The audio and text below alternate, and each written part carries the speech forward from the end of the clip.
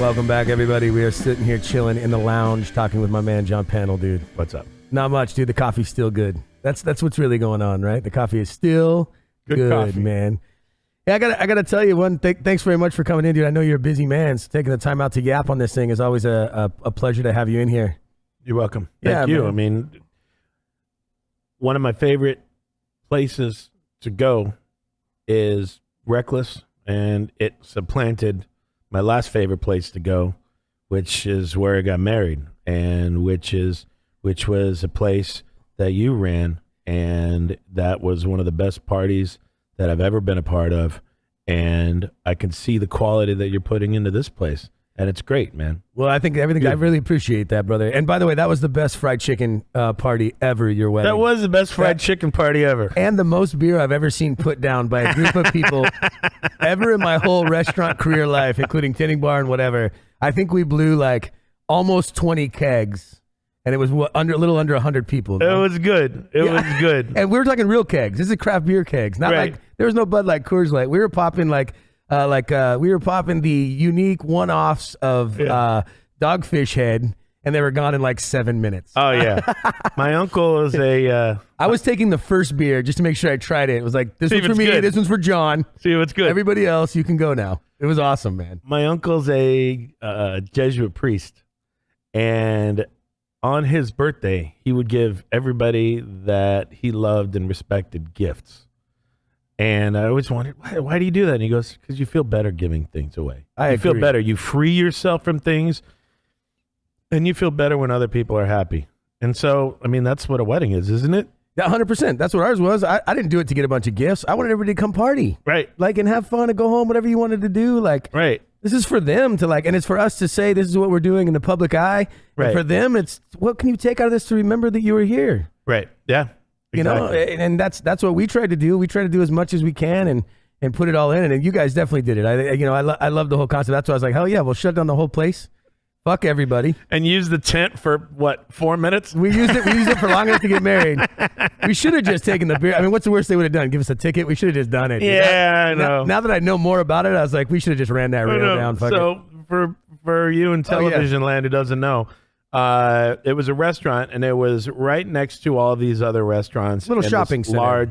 This large area. We put in a big tent, and my sister got together this giant tent and all these chairs, and we put in like 120 chairs, and we made it seem like a very formal setting. And then the actual service lasted 4 minutes. That was epic. And we timed it exactly to Barry White's You're My First, My Last, My Everything. We danced our way in. We did the, my buddy G. Charles Wright, he did the entire ceremony in between spaces in the songs.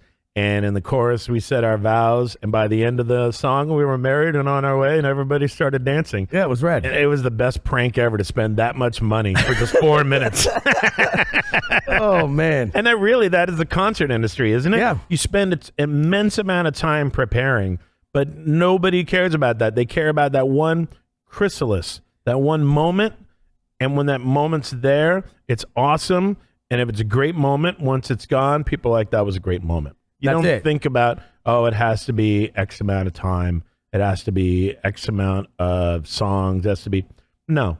People just got to be wowed. They've got to be stoked. And that's what makes things happen. It was good, man. It was a throwdown and a half, and I was glad to be a part of it. And, working with your sister was cool because she was of the same mindset of me. And we all come from like these kind of crazy backgrounds where really structure isn't what structure is to everybody else. Structure to me means the shit's going to go down and it's going to be good. Right. Doesn't necessarily mean it's going to go down how we said or what we did, but it's going to go down and it's going to work and it's going to be epic to people.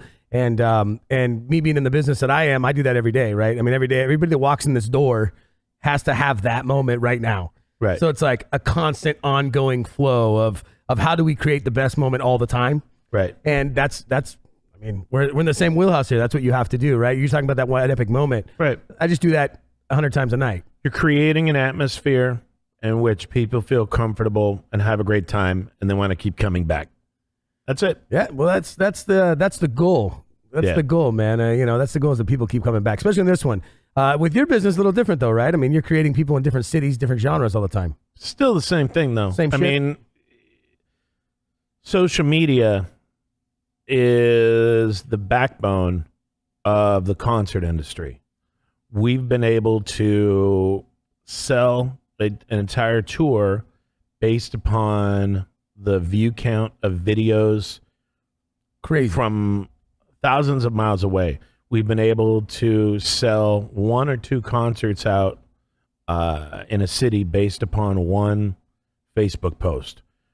And at the same time, you're able to kill off an entire event if you have, say, the Fire Festival, and there's one picture of the styrofoam thing opened up with the piece of bread and the cheese on it and the salad. That killed that festival in the mind's eye more than anything else did. If people see something that's dramatically different and dramatically horrible, then everybody gravitates to it. Yeah, it's over, right?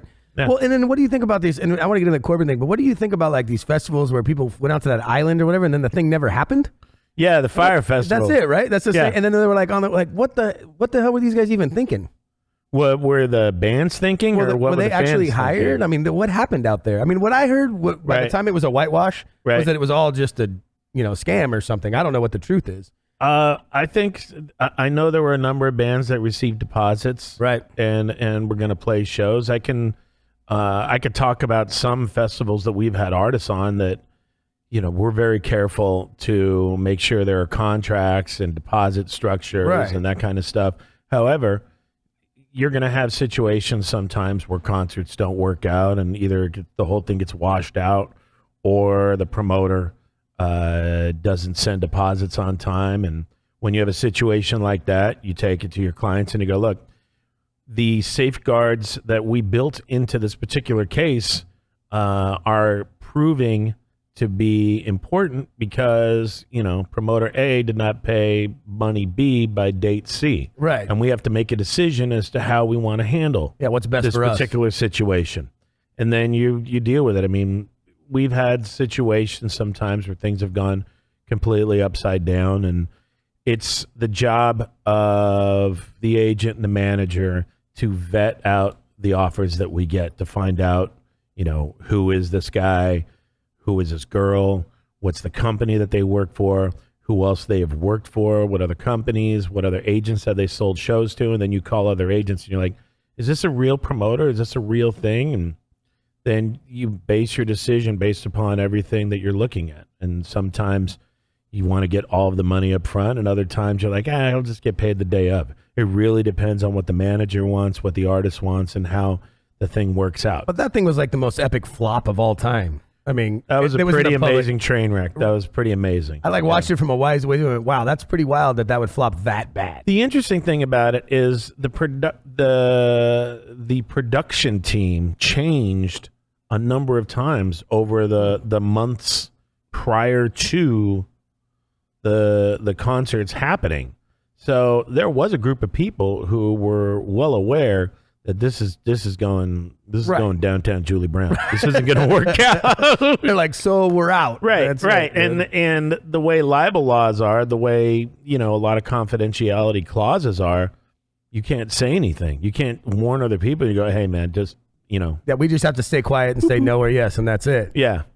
So and a lot of time, I'm so busy working on what my clients want and what my clients want to do and handling my business. I'm not going to spend a lot of time. I'm not going to spend any time going on Reddit and just broadcasting to the world. That's not what I particularly do. My job is to work for my artists and to put together stuff. My job is not to be a roving reporter. Yeah, not only that, but I mean, that's a waste of time. If you're not going in a positive direction, I mean, everybody else is going to figure it out. They're going to get on the train, right? And then mentally, as for yourself, if you spend all the time bitching about things, it would just drag the hell out of you. I mean, look at Coachella. Coachella, the first year that they did it, it didn't sell well, and they ended up in some severe negative economic territory.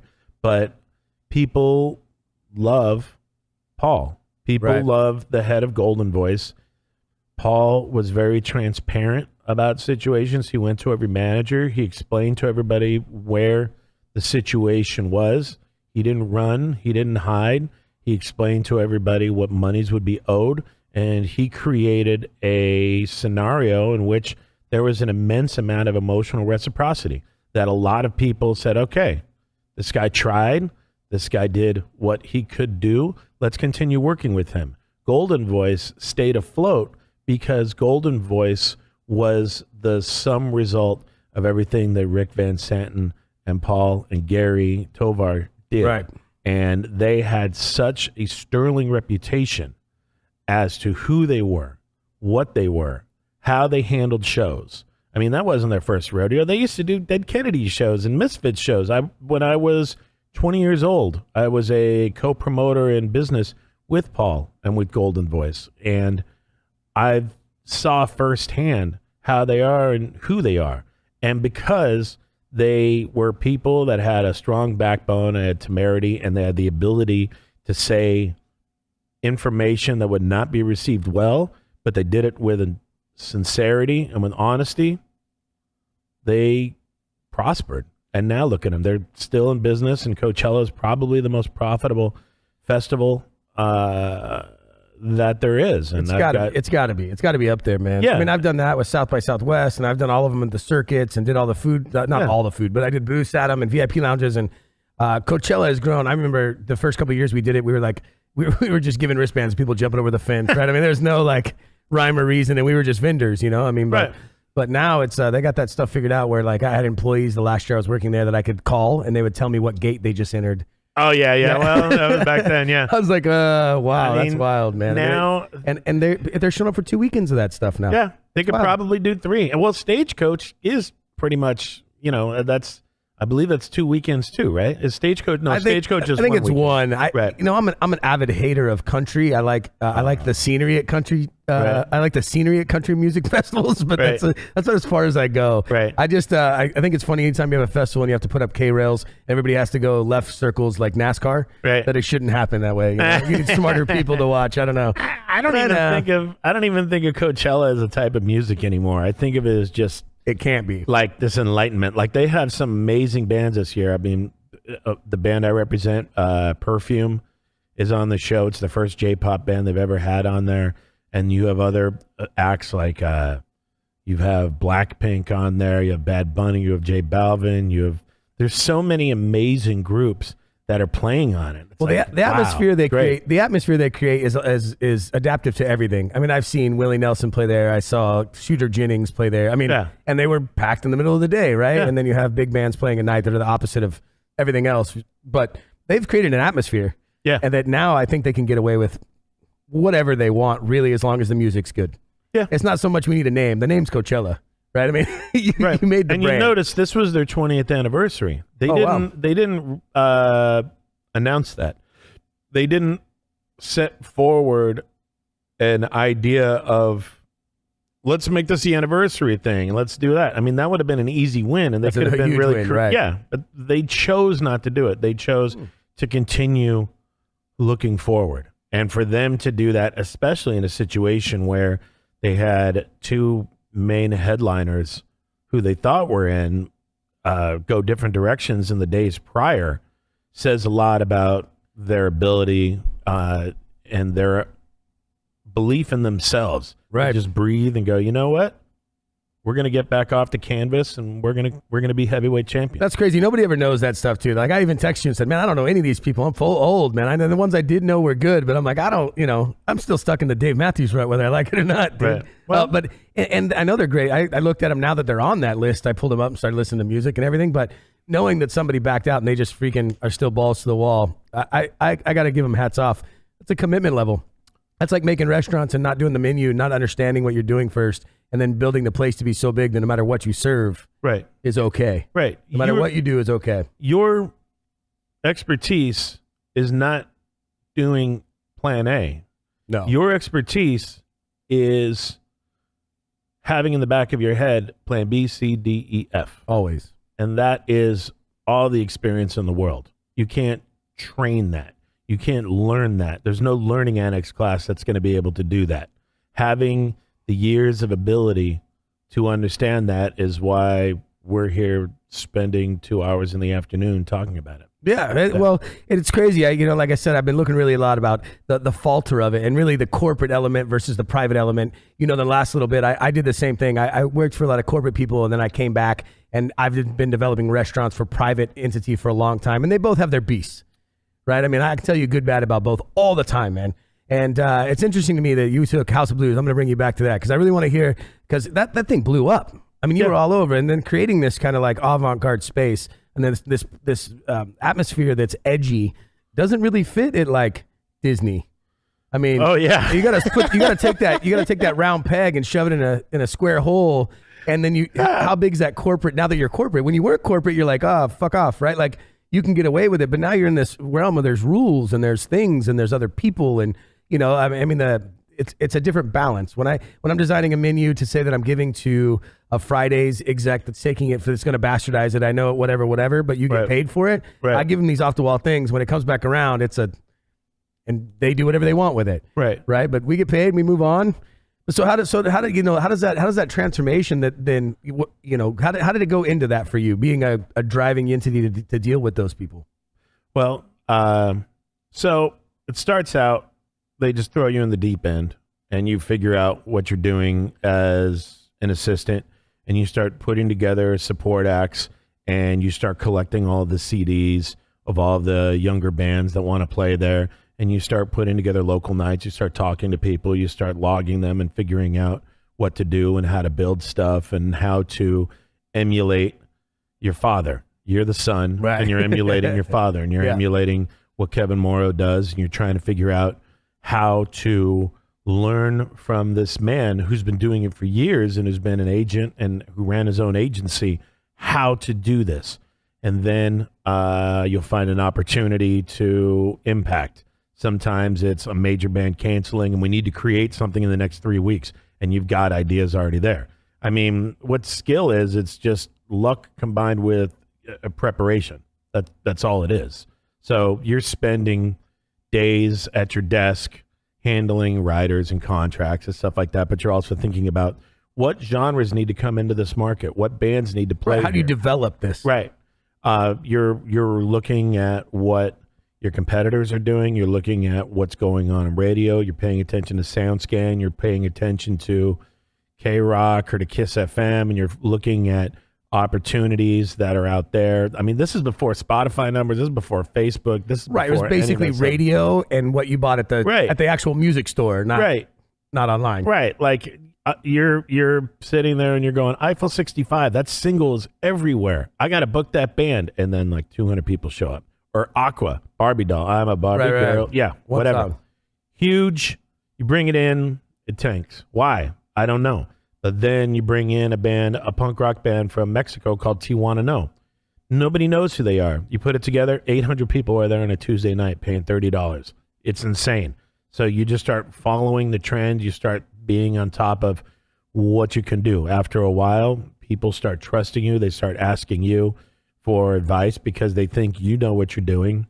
One of the great things that my boss told me at the time was there's 3 enemies in this business. There's 3 things that can kill you: drugs, alcohol, and ego. Yes. Those are 3 things that can completely destroy your career, because you're going to have a lot of times that's going to be stop and start.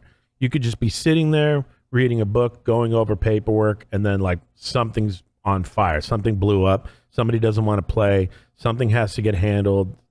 You've got to jump right into it. But then in between, there's like a lot of moments where there's nothing going on.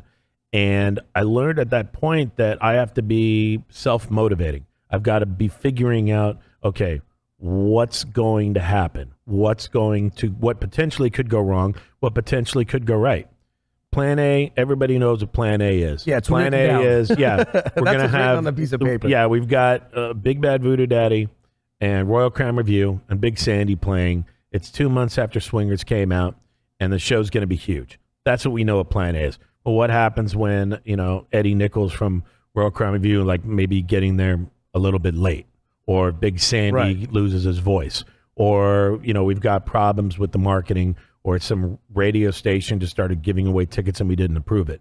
How do you deal with it? How do you make everybody feel That shit really happens? Radio stations just go, yeah, I'm a promoter now. Like, they just take it whatever. It used to be. It used to be when they had more power. And I mean, even today, I'll get proposals from radio stations for some of our acts that are just like crazy, and then we'll pass on it, and then all these people will show up. I mean, it happens, and you've just got to be there to diffuse it and to keep the train on the tracks. Even though I know I'm right and I know they're wrong, if there's doubt, if there's confusion, you have people on your staff just trying to alleviate doubt and confusion, things could go sideways. People look to you to be the barometer as to, all right, is this person nuts or is this person correct? And, you know, you can shy away from that. You can shy away from that job, and you could say, you know, this is supposed to be running how it's supposed to be running. I wrote it down 5 times. I'm not dealing with the 6th time. You can do that. That's not a win, though. Right. That's not a win. What you really need to be doing is you need to be involved with it, understand your team, understand the people that you work with, and go forward with other ideas that can help not only stop this problem from happening on this one show, but stop this scenario from ever happening again. And that's when you start getting into the trepidation of getting something new. Like when my second show did well and I made all that money and I was stoked and I bought more Top Ramen than I ever have in my life, and I bought the Super Nintendo, and I was so happy. Now, as soon as I would book a show, you know, I would have a celebratory cup of coffee. I'd go, hey, I did it. This is great. And I'd call up the GM and I'd call up the other talent bar. I'd go, hey, look what I did. What a good boy am I. And then I'd get a cup of coffee and, you know, I'd go to the bathroom or whatever. And then I would... That's where all the real things happen. Yeah. In the bathroom. That's and when then you go, I'd start being afraid. Right. That's self-doubt that we were talking about earlier. That's what I'm talking about. It's more like, okay, now I've got to do this marketing. Now I've got to do this. I've got to make this call. I've got to put this together. I've got to create all of these things. Now the weight is on me. Now that I've hooked this fish, right, I have to spend from the amount of time where I told the agent, okay, we're confirmed, we're great. From the amount of time of that to the day of the show, I've got to bring that fish in. Right. I've got to pull back on the rod. I have to do everything that I can to make this thing happen. And I think anybody who does this job probably experiences imposter syndrome, probably experiences points of anxiety where they feel like, I'm not going to be able to do this. Well, isn't that anybody that puts their balls on the table? I mean, that's really what you're doing, right? I mean, that's what I'm talking about too. I mean, I feel like that's something about every dish. You go, oh yeah, this is great, and then you put it out in the world, right? And then you have to make sure everything around it tells the story, right? And then when it lands, you never really know what's going to happen, right? But, you know, and that self-doubt, that weird, that like, oh, I hope this is received, is a real thing. You are not the be-all and end-all for the success of your restaurants or your dishes or your drinks. I am not the be-all and end-all for the success of my tours or my artists, or if people like Hatsune Miku, or if people want to see World of Dance on television. I can only do so much. Right. And yet, my responsibility, my obligation is to move forward in the rain and the snow, regardless of what coat I have on. And at some points, that's a thrill, and it's a challenge, and it's great. And then other points, you think, man, I wish I was a mailman. Yeah. Why can't I just be one of those guys that plays video games online for a living? Right. Why didn't I get that gig? What happened? But more often than not... Let's be honest, we'd be really bored. Yeah. We'd be really bored. I mean, I'd like it for a minute, and then I'd figure out a way to make that into as much work as I did now. It's probably what would happen. Yeah. More often than not, I find myself loving what I do and believing in the concepts that I do, and it carries over into other areas. And then, so your new spot, right. not corporate. You guys are all. I want to say it sounds like you guys are like the renegades of what's going on, right? You guys, all fuck everybody. We're gonna do this now, and now you guys go together and join forces, is what it takes to create a new entity in the world. And yeah, I mean, it's exciting for me to hear you talk about it because I know that it's new for you, and it was a big fucking decision. This wasn't like a little deal. I watched you drop weight over it, dude. I was like, Johnny's losing weight. This is a horrible idea. This is a horrible plan. Why is he losing weight over there? No, man. What's interesting is all of the key people that were involved and are the main agents for the company, they all left their corporate positions on the same day. It's like flushing the toilet. You're like, oh, these guys we're gonna flush but it. At the time, you're like, I didn't have any idea that these guys were doing it at the same time. Yeah, it was kind of happenstance. Wow. It was just kind of a thing where, you know, we'd all known each other. We'd all worked together at prior companies, and we had a solid belief that we could not only continue to work with our artists and bring the same level of professionalism, but we would do better because we could focus more on what we're doing with our clients, and there were less meetings, there was less travel, there was less drama. Yeah. That's what it sounded like. I mean, I do that all the time. I'm like, no more phone calls, no more emails, less drama. Well, how do we get to the point, right? Like, there's probably more communication now than ever. But I think, and it is a corporation, I'm sure. Right, but what feels right to me is the spirit of the organization. And to me, I believe in what my team's doing, and I had no idea that there were going to be this many people caring about what I did and what these guys. I know they feel the same way. Their idea was, okay, we're just going to, do this, put this thing together, and then all these articles in Billboard and all these articles in Polestar came out. Great. We were like amazed by it. We didn't know. We don't have a PR. At the time it was just really organic, and we're very fortunate that the clients that work with us are still in it today. Yeah, they're down. They're still down, and it is an honor. The minute I wake up, I feel in my stomach just drive. That's just awesome, man. Striving for it. I mean, you could look at it like, oh man, why can't I sleep 8 hours? I don't want to sleep 8 hours. I want to build with this team. We want to create real energy. We want to take our artists and make them fly, make them soar, put together the best deals for them, put together things that they never would have dreamed. And the effort that takes, the mental fortitude, it's insane. But I love it. I love what I'm doing, and I wouldn't trade it for anywhere else. I feel really alive, and I don't have to drive 3 hours a day. So that's even better, dude. Right? No commuting, right? Well, Johnny, man, thank you for taking time out, brother. I of all the mental people in the world, I think me and you are a lot alike in the fact that we are mental. And people got to know that it's the right kind of mental that makes you win. You got to be driven, man. You got to be driven. I appreciate it. Hats off, dude. Where can they find you online or your new company online? Company is soundtalentgroup.com, and I'm John at soundtalentgroup.com. Right on. So reach out if you guys have any questions or anything. And once again, you can find me at Chef Cody Storts at Instagram and everywhere else. And you can find us on all podcasts released, basically, and on YouTube. So like, subscribe, give us your comments, tell us what you think. We'll take you out soon. Peace. Thank you.